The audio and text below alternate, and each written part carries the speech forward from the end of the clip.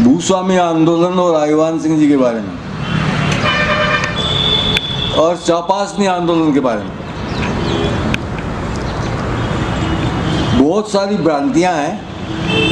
वो क्यों हैं कि हमको ध्यान से सुनने की आदत नहीं है और न ध्यान से पढ़ने की आदत है। जो ध्यान से सुन नहीं सकता वो अपने मन में तो कहेगा कि मैं बात सही कह रहा हूं, लेकिन वो गलत होगी।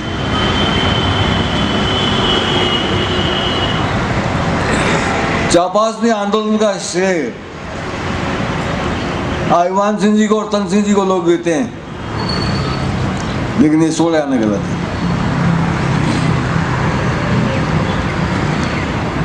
चापासनी आंदोलन करवाया जोधपुर के महाराजा अनूप सिंह जी ने, और उनकी तरफ से उसके संचालक थे कर्नल मोहन सिंह जी भाटी। उनके सहायक थे तन सिंह जी राईवान सिंह।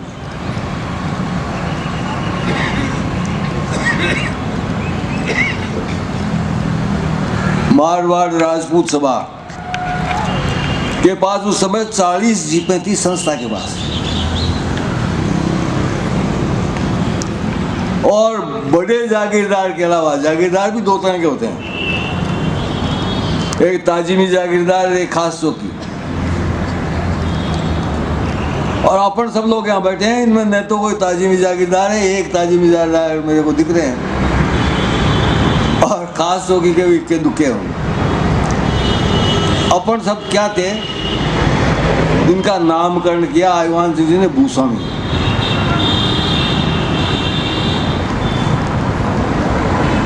जब गवर्नमेंट ने चापासनी को लेने का प्रयास किया, उस समय मारवाड़ राजपूत सभा के अध्यक्ष थे कर्नल मोहन सिंह जी भाटी। मारवाड़ राजपूत सभा में राजपूत का प्रवेश वर्जित था, केवल ताजिमी जागीरदार थे। मोहन सिंह जी भाटी उसके अध्यक्ष कैसे बन गए? वो जागीरदार नहीं थे। महाराजा अनूप सिंह जी ने उनको जागीर देने की कोशिश की, उन्होंने मना की थी। वो जोधपुर महाराजा के मामा थे, इसलिए वो अध्यक्ष बन गए। और वो अध्यक्ष बन गए तो उन्होंने राजपूतों की एंट्री करवाई, आईवान सिंह जी की और तन सिंह जी की। जागीरदारों ने भारी विरोध किया, कहा कि इनके पास क्या साधन है, काय के बल पर ये समाज का काम करेंगे, दो टांगों के अलावा इनके पास कुछ नहीं है। तो कर्नल मोहन सिंह जी ने कहा ये करेंगे काम, और सारे जागीरदारों को सरप्लस करके और इन दोनों को उन्होंने कार्यकारिणी के अंदर लिया। इस तरह से एक प्रतिष्ठित संस्थान में इन दोनों की एंट्री कराई कर्नल मोहन सिंह जी भाटी ने, और उन्हीं कर्नल मोहन सिंह जी भाटी के मार्गदर्शन के अंदर चापासनी आंदोलन हुआ।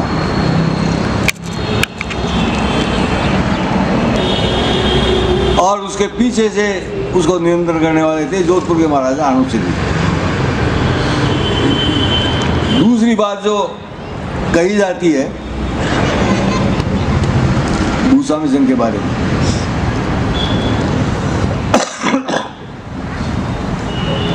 अभी राजेश ने कहा मोहर सिंह जी एमपी गए दिल्ली। अरे एमपी नहीं, उस समय तो वकील भी नहीं था, वो तो अपनी तरह फुटपाथिया थे। वो तो एमएलए और एमपी तो बाद में बने।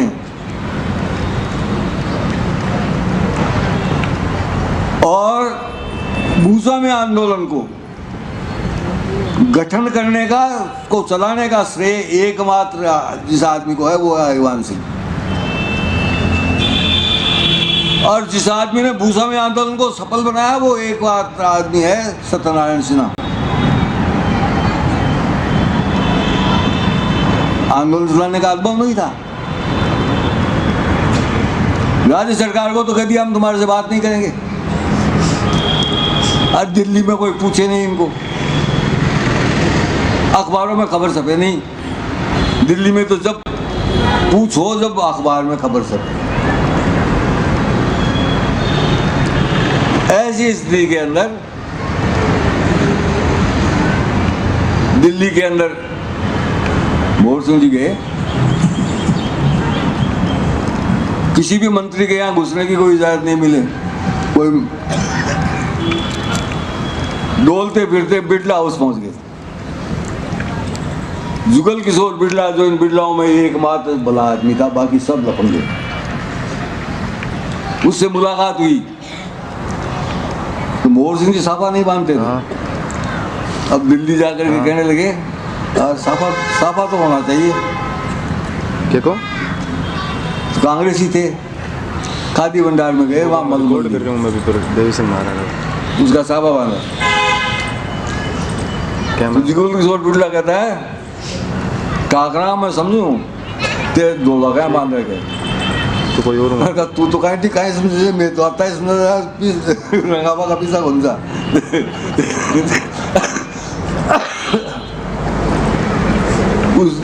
उसके कहने का मतलब ये था कि कफन बांध रखा आप लोगों ने, मरने मारने के लिए तैयार हो। उससे जब कहा कि कोई मंत्री के यहाँ मिलने की जगह नहीं मिल रही, देखिए बनियों का कितना, बनिए राज कर रहे हैं इस देश के अंदर, बाकी तो सब उनके मुनि में।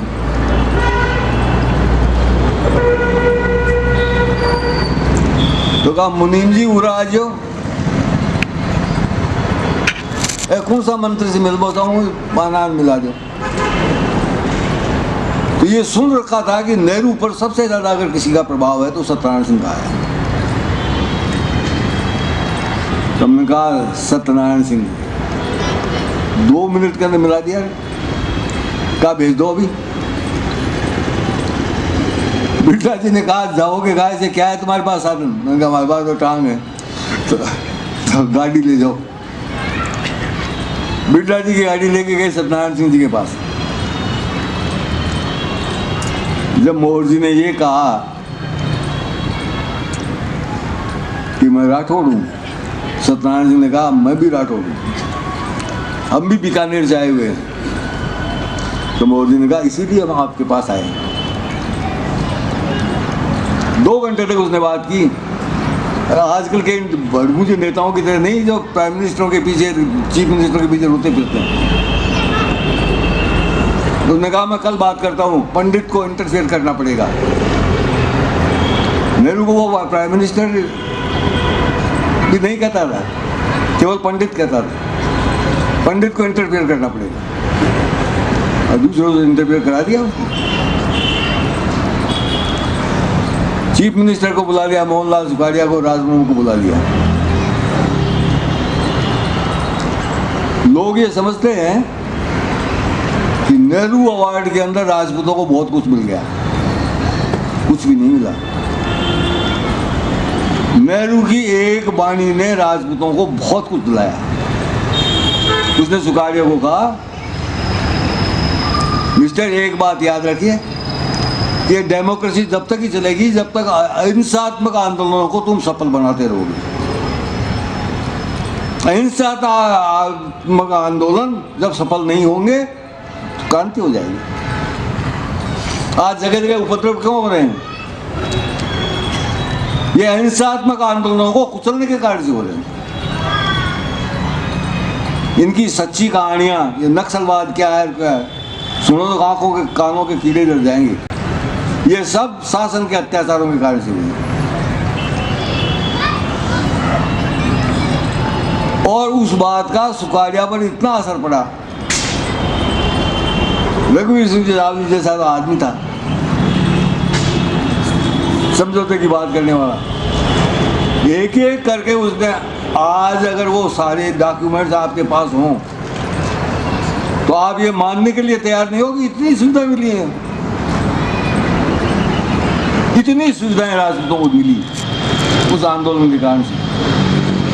लेकिन 90% समाज अनपढ़ था, उसका फायदा नहीं उठा सका।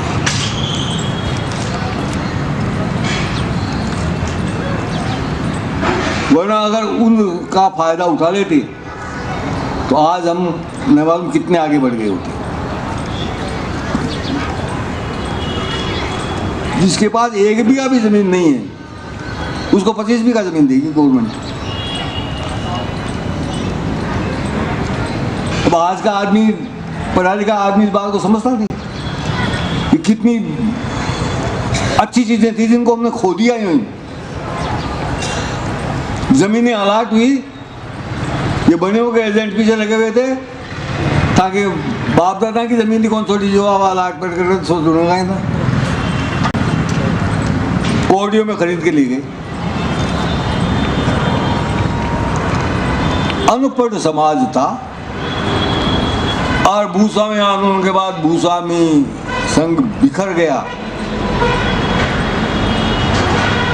उनके नेताओं में फूट पड़ गई। ये 16 आने सत्यवाद है। अगर वो नहीं बिखरता तो आज हमको और भी अधिक सुविधाएं मिली होती। संगठन का अनुभव कम था, आंदोलन चलाने का अनुभव कम था, फिर भी लोगों ने अद्भुत काम किए। जब भूस्वामी संघ में फैसला हुआ आंदोलन करने का,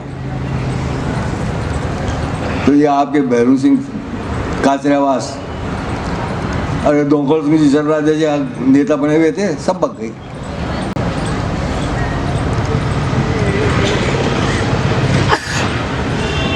दांता टागर भी एक दफा भगा, लेकिन उसके बाद स्वयं प्रेरणा से वापस आ गए।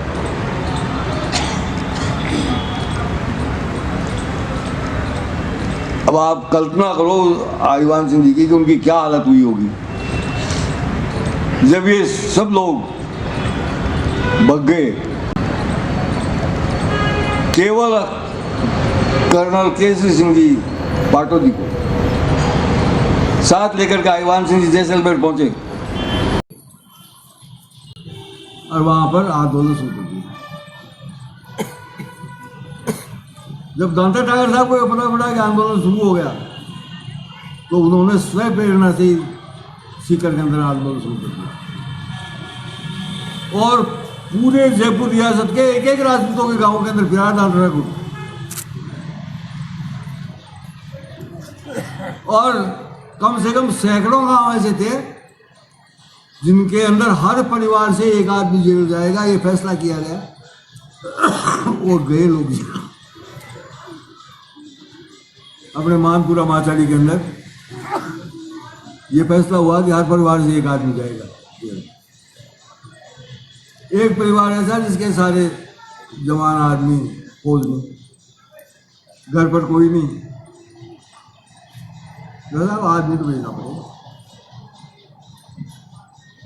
तो उसने एक ढोली को 50 रुपये महीने दे करके और अपनी तरफ से जेल दे दिया और वो ढोली वहां से जी मर गई जेल में। कैसे मर गए? जेलों के अंदर तो जगह नहीं थी, बाहर सामान्य लगा रखे थे। उन बाहर सामान्यों के अंदर कैदी खड़े हुए थे, जैसे तो बहु कर जाओ, जैसे तो आ जाओ वापस। आंधी आई, जो बांसुरा पड़ गया डोली के ऊपर, सिर के ऊपर और बढ़ गया। और जयपुर में जुलूस निकला हूँ ठाकुर साहब का, उनके परिवार वाले आज भी वो अखबारों में कटिंग किए फिरते हैं कि हम ठाकर हैं, भूसा में आंदोलन में हमारे पिताजी का बलिदान हुआ।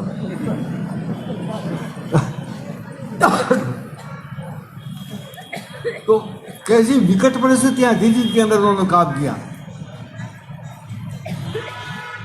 जो समाज का नेता वर्ग कहा जाता था जागीरदार, वो खिलाफ। बाद में ऐसा नहीं कि सारे जागीरदार खिलाफ रहे, बहुत बड़ा वर्ग जागीरदारों का विवाद में साथ आया। लेकिन जो जागीरदारों में जो नेता कहे जाने वाले थे वो सब खिलाफ ही रहे, इसलिए उनका नेतृत्व खत्म हो गया।